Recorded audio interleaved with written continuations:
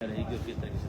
देखिए, एसआई भर्ती रद्द कराना और आरपीएससी के पुनर्गठन को लेके पेपर लीक की बढ़ती घटनाओं को रोकने को लेके लगातार 46 दिन से आज आंदोलन चल रहा राष्ट्रीय लोकतांत्रिक पार्टी के बैनर तले।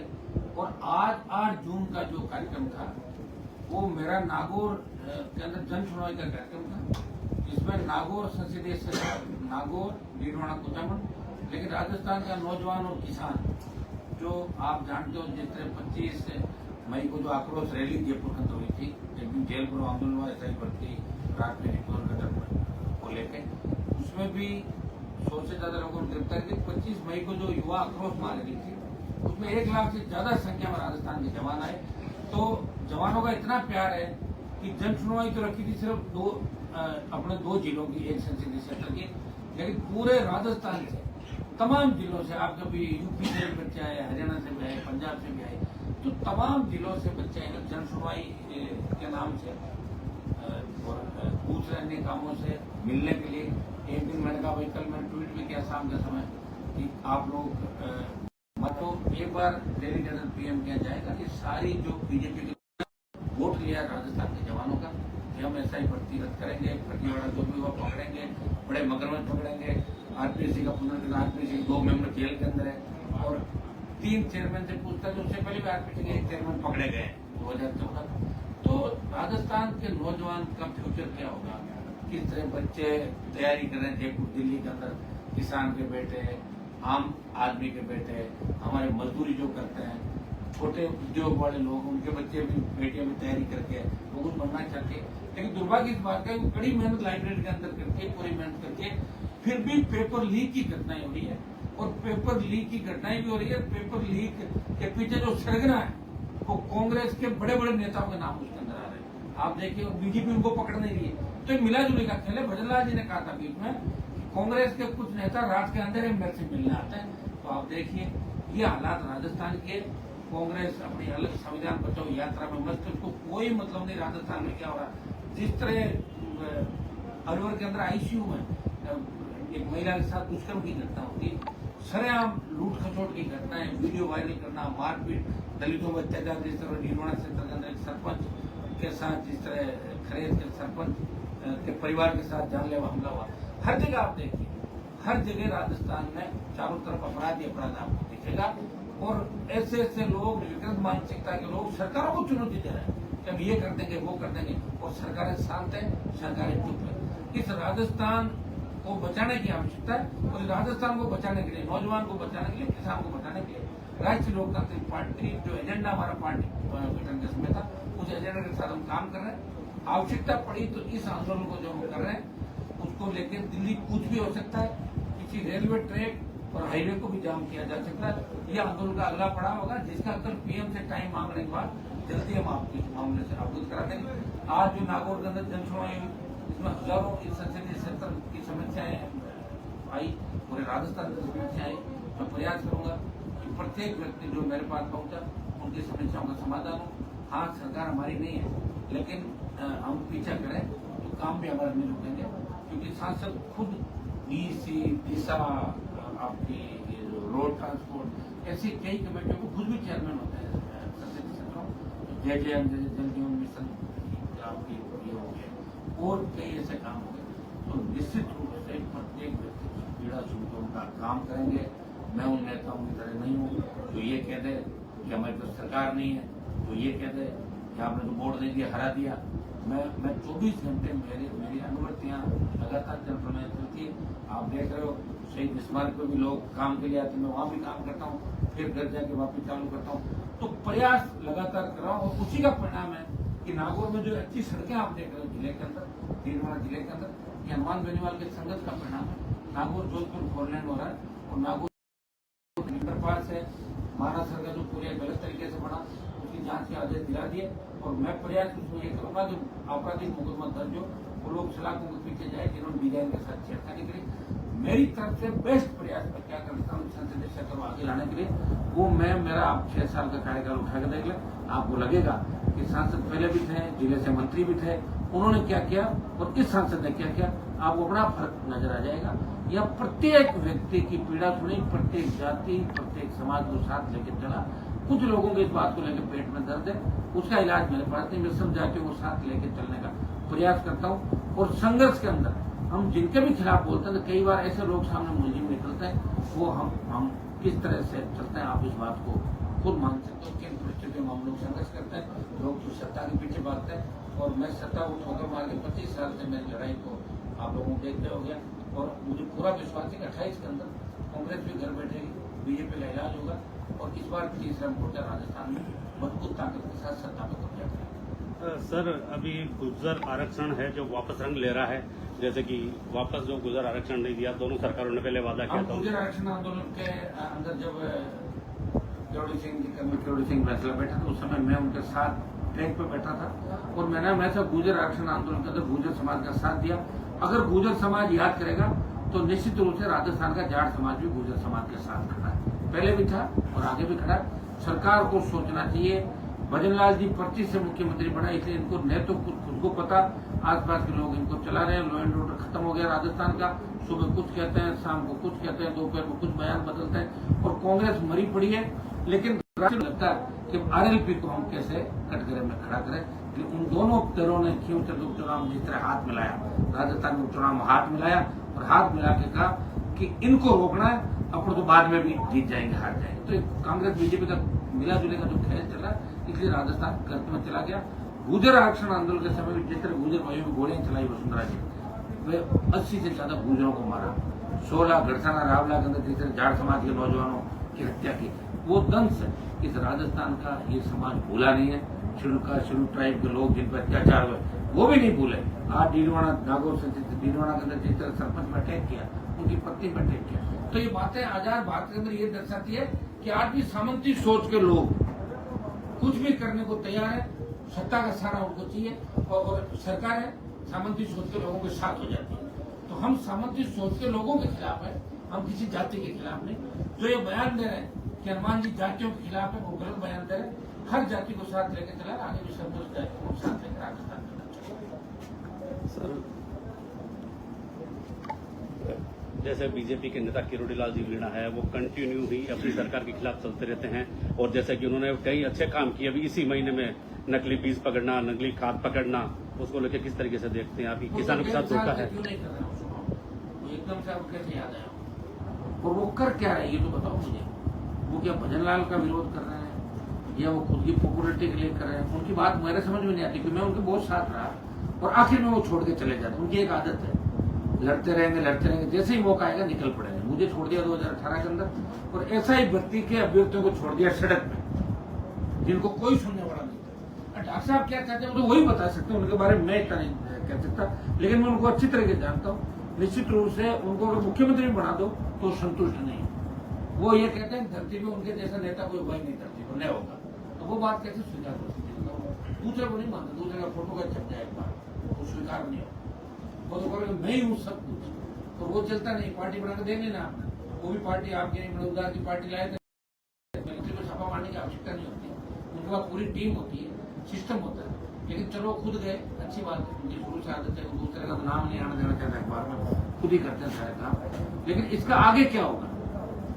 आगे क्या? नकली खाद, बीज और दवाइयाँ और जिस तरह ये पकड़ा गया आपका बीज, खाद, दवाई, निश्चित रूप से किसान के साथ धोखा है। लेकिन ये काम तो बहुत पहले चल रहा होगा ना, तो कांग्रेस कहाँ गई थी? बीजेपी 1.5 साल से डॉक्टर साहब क्या करते हैं इनको पता ही नहीं। तो इनके क्या अंदर डिपार्टमेंट में इतनी भी पकड़ नहीं है क्या? इनको पता चलता था पहले दिन यहाँ नकली खाद बन रहा है, नकली बीज बन रहा है, तुरंत छापे मारने के। लेकिन देर आए दुरुस्त है, अच्छी बात है, ये काम तो अच्छा ही करें, लेकिन आगे कार्रवाई कितनी होगी? कहीं ऐसा नहीं हो फैक्ट्रियां वापिस खुल जाए और काम वापिस जारी हो जाए। इस चीज का मैं देखना कि एक बार आगे इसका परिणाम क्या निकलता है, परिणाम क्या होता है, परिणाम क्यों हमें जाना है। ऐसे ही भर्ती के जो धरना प्रदर्शन चल रहा था, वहाँ पर भी एक बार किरोड़ी मीणा वहाँ पर धरने पर पहुंचे।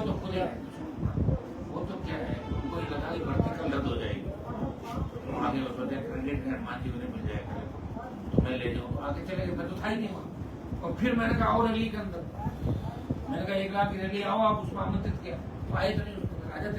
जब धरने पे आए रैली में भी आ जाते, रैली में नहीं आए, धरने पे क्यों आए? ये मेरा सवाल है उनसे। यही बात मैं आपसे पूछूं तो एक इंटरव्यू में ज्योति मिर्जा ने ये बात कही थी कि आपको मालूम चला कि वो ऐसा ही भर्ती रद्द होने वाली है, उसका श्रेय लेने के लिए आप बच्चों को इकट्ठा करके और धरना प्रदर्शन कर रहे हैं, इसमें क्या सत्यता है? ज्योति तो देखो ऐसा है, उसको कोई लिख के देता है, उसको ध्यान में आती है, ऐसा ही करती है। कोई एक्टिव अब हुई है और 4 बार हारने के बाद भी अभी उसका मुझे लग रहा है मानसिक संतुलित हो गया परिवार में। और वास्तव में अब जो नया कानून आ रहा है उसके अंदर ये ला रहे हैं हम लोग कोशिश करें, मैं 3 बार जो लगातार आ गए चुनाव नहीं लड़ पाए जिंदगी में होगा। उसको लगता है ऐसा कि कानून आने के बाद मेरा क्या हो, ये प्रोट्रैक्ट करके कुछ ना कुछ एडजस्टमेंट चाहती वो चाहती है भाई बीजेपी कि मैं ही हूँ बीजेपी। कोई इतनी छोटी तरह से पहले बीजेपी थी तो मैं चुनाव बीजेपी से लड़ा, 2 बार हार गई तुम बीजेपी से और 2 बार हार गई कांग्रेस से। अब तुम्हारा नागौर जिले में कोई फ्यूचर है नहीं, और मैं तो कोई पहला आंदोलन थोड़ा ही कर रहा हूँ। और मुझे पता लगा कि नहीं लगा, जब बच्चे मेरे पास आए ऐसा ही प्रति के निराश होकर कि अंतिम उम्मीद आप हो तभी तो मैं जाऊंगा, मैं कोई बड़ी पंचायत थोड़ी करूंगा। पहले तो आंदोलन दूसरे लोग कर रहे थे, लोकसभा में उठा रहा था मैं ऐसा ही भर्ती रद्द करो, रीट लेवल चेकिंग रद्द कराई, फैक्ट रद्द करो, तमाम जगह आप क्या करो। हम रीट के खिलाफ सड़कों में लड़ रहे थे पिछली बार, तब 10-15 हजार लोगों को प्रदर्शन में हमने सिविल लाइन फाटक में किए, हमेशा रैलियां करते थे। कौन लड़ रहा राजस्थान के अंदर? इनके कहने से क्या होता है, इन्होंने अपने जीवन में जो कह रहे हैं तो एक धरना भी नहीं दिया होगा। ये तो वो लोग हैं जो किस तरह बीजेपी में आए। आप भी जानते हो इंडिया पुलिस की जो कंपनी कितना बड़ा घोटाला घपला किया है। इनके आधे रिश्तेदार कांग्रेस में, खुद बीजेपी में, सास बीजेपी में, आधा कांग्रेस में, पता नहीं चलता। एक घर में 15 पार्टी, तो जितनी पार्टी इन लोगों ने बदली और जितना नागौर का नुकसान किया, जितना राजस्थान के किसानों को नुकसान किया, नहीं उसको इसके दादाजी सीएम बने और न किसी दूसरे को बनने दिया। यह जो अगर आज नागौर जूझ रहा है जिन परिस्थितियों में, उसके लिए निश्चित रूप से ये दोनों परिवार जिम्मेदार है। अगर ये चाहते तो नागौर में 60 साल पहले इंदिरा गांधी सिंचाई की नहर आ जाती और आज पंजाब में तक हमारे लोग आबाद होते। ये लोग चाहते तो यहाँ 50 कॉलेज खुलते, ये लोग चाहते कि अच्छे विश्वविद्यालय खुलते, ये लोग चाहते तो यहाँ रोजगार, नमक, मार्बल, लाइमस्टोन, चाइना का जिप्सम, आप देखिए कुछ नहीं किया है। 2008 के बाद ये स्कॉर्पियो फॉर्च्यूनर अगर नागौर में घूम रही है तो 2008 के बाद, 2003 के बाद, 99 के बाद जब हनुमान बेनीवाल आया, उसने संघर्ष किया, लोगों को जगाया, दलालों को खत्म किया, नेताओं की दुकानें बंद करी और लोगों को लड़ना सिखाया। ये इसी का परिणाम है कि जन सुनवाई का डाला और हजारों की तादाद में राजस्थान से लोग अपने नेता और अपने भाई से मिलने यहाँ आए। इन लोगों का कुछ भी नहीं, बिना टिकट तो 3000 वोट नहीं इनके पास। लड़ो, पार्टी बना के पता लग जाएगा। आपके पास इतना पैसा है, पार्टी बना लो ना, खुद ही बना लो, खुद की सरकार। मना कौन करा? क्यों भाजपा कार्यालय, कांग्रेस कार्यालय के बाद चक्कर काटते हो आप? शर्म नहीं आती आप लोगों को? क्या लोग हैं आप बताओ मुझे? स्वाभिमान मर गया इन लोगों का, और जिनका मान सम्मान स्वाभिमान नहीं, उनके बारे में ज्यादा बात करना ठीक नहीं। लोकतंत्र के अंदर हार जीत की होती है। एक बार हार सकता आदमी, 2 बार हार सकता, 1 2 3 4 अपन कहते हैं 1 2 3 4, उसके बाद कुछ नहीं होता। 1 2 3 ही होता, 1 2 3 1 2 3 4 गया, 1 2 3 4 अब कुछ नहीं। इनका कोई फ्यूचर यहाँ पे नहीं है और आगे भी आजमा के देख लें, पंचायत चुनाव लड़ लें एक बार, अच्छा मौका है। कहीं से जिला प्रमुख अगर बनना चाहे तो और कर देना तैयार, चिंता की ओर बैठे ना। सर आज सबसे बड़ी बात है 8 तारीख है और 8 तारीख का सवाल पूछने का कारण भी आप जानते होंगे। जिस तरीके का जाट और राजपूतों को लेके सोशल मीडिया पे कमेंट्स आ रहे थे उसको लेके, और आपने कहा था मैं 8 तारीख को नागौर ही रहूंगा, तो आज आप तो नागौर ही हैं। देखिए मेरा पहले से ये था और मैंने कल ये मीडिया के माध्यम से, सोशल मीडिया के माध्यम से तमाम देश और प्रदेश के नौजवानों को आग्रह किया कि आप लोग नागौर कम से कम आना। ये सुनवाई सिर्फ नागौर और भीलवाड़ा, कुचामन 2 ही जिलों की सुनवाई, बाकी मैं खुद आ जाऊंगा। मुझे पता था कि 1 लाख से ज्यादा जवान आ जाए, अगर मैं मना नहीं करता तो 1 लाख लड़के नागौर के अंदर आते, और 1 लाख लड़के अगर आते तो निश्चित रूप से छोटी बड़ी बात भी होती। मैं नहीं चाहता किसी तरह का जातीय जेल राजस्थान में खुले। मैं चाहता हूँ कि हम हर समाज भाईचारे के साथ हैं। मैं जाट राजपूत को साथ देखना चाहता हूँ, गुजर मीना को साथ देखना चाहता हूँ, मेघवाल ब्राह्मण को साथ देखना चाहता हूँ। और हमने कोई किसी के बारे में ऐसा कहा भी नहीं जो अनर्गल बात नहीं हो। और मैं तो लोगों को रोका था, फिर भी कितने हजार लोग यहाँ पे आए और शांतिपूर्ण तरीके आके मिलके चले गए। जन सुनवाई मेरी जारी है। इसके अंदर मैं इतना ही कह सकता हूँ कि समझदार समाजों को ये सोचना कि 4 आदमी कोई बात कहते तुम 4 आदमियों की बात की सच्चाई को नहीं मानना चाहिए, पूरी बात की तह तक जाना चाहिए। हनुमान बेनीवाल किसी जाति के खिलाफ राजनीति नहीं करता, उसके घर पे प्रत्येक जाति का व्यक्ति आता है, वो जाति पूछ के काम भी नहीं करता और सारे समाजों को साथ लेके चलता हूँ। सर जैसे वैसे आज देखा जाए धारा 144 भी लागू थी, लेकिन आपके कार्यकर्ता और जो भी आपने जन सुनवाई की उसको लेकर शांतिपूर्ण तरीके से पूर्ण हुई है। उसको लेकर जैसे सुनवाई पूर्ण तो हो गई, लेकिन अब क्या मतलब 144 धारा का जो है सरकार उल्लंघन मानती है या नहीं मानती है? वो तो सरकार को पूछ लो, वो मैं मेहनत थोड़ी लगाई धारा, वो तो पूछ लो उनको। ये तो धाराएं लगती टूटने के लिए, टूटी नहीं टूटी तो सरकार को बताएगी। अभी तो चलेगी जन सुनवाई, ये तो चलेगी 11 बजे तक रात को। सब जयगन हॉस्पिटल में आए दिन ये पानी की समस्या, डॉक्टरों की समस्या अभी भी आज भी ऐसा करते हैं। सबसे ज्यादा समस्या जो नागौर के अंदर है, जिन लोगों के आप नाम ले रहे हो पुराने नेता, इसको अगर हम हॉस्पिटल को सुधारना चाहें तो 50 लोग उसके पक्ष में खड़े हो जाएंगे जो बदमाश हो। क्या करना जिन लोगों के अंदर जागरूकता है। मैं जयललिता का दौरा करूंगा खुद भी जल्दी, मेडिकल कॉलेज को भी हमने प्रयास करके दिल्ली का बजट सबसे पहले दिला के कुछ चालू भी करा दिया। आप देख रहे हो नागौर की वो बगला की सड़क, राजस्थान सड़क सही बनाओ, ठेकेदार का भी इलाज कर दिया।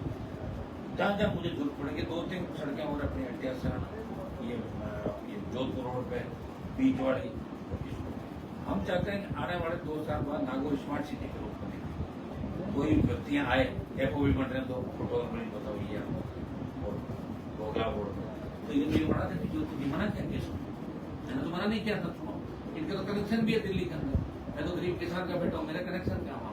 इनके दादाजी थे, इनके तो बड़े कनेक्शन है, पैसा अटका सारे कनेक्शन है। मैं बिना कनेक्शन लड़ रहा हूँ, कोशिश कर रहा हूँ, प्रयास कर रहा हूँ। मैं आपको इतना विश्वास दिला सकता हूँ, नागौर संसदीय क्षेत्र में विकास के मामले में प्रधानमंत्री ग्राम सड़क योजना का देश में सबसे ज्यादा पैसा है, इंडिया का नंबर 1 PMTSY का 400 किलोमीटर रोड है। लंबी लड़ाई की 2.5-3 साल और हर रोड कराई, कहा ये नहीं होगी, वो सब नियम बदलवा के कराई, लड़ाई लड़नी पड़ी।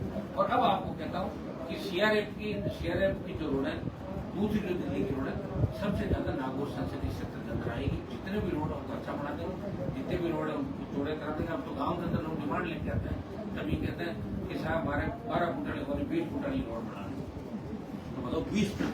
ये नागौर से क्यों तक शुरुआत है, नागौर की शुरुआत है। और विकास के मामले में नागौर को गति मिलेगी। हमें 3 केंद्रीय विद्यालय जल्दी मिल जाएंगे, मेरठ तक मिल गया, क्यों सर प्रोफेसर और डीरोना जल्दी हम मिल जाएंगे, ताकि हमारे बच्चों की शिक्षा कर सकें। नवोदय विद्यालय भी नागौर के अंदर जल्दी हम खुलवाए, धीरे दो हो गए।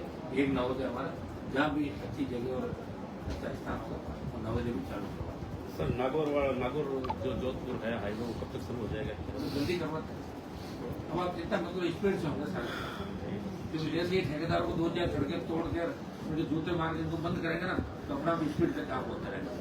पुराने जमाने के अंदर जब बीमारी आती थी तो कोवा मार के लटकाते थे, जो कोवे को भरे होते हैं बीमारी भागते, 2-4 कोवे मार के लटकाएंगे ना जगह जगह ठेकेदार, तो अपने आप काम ठीक होगा, गति पकड़ लेगा।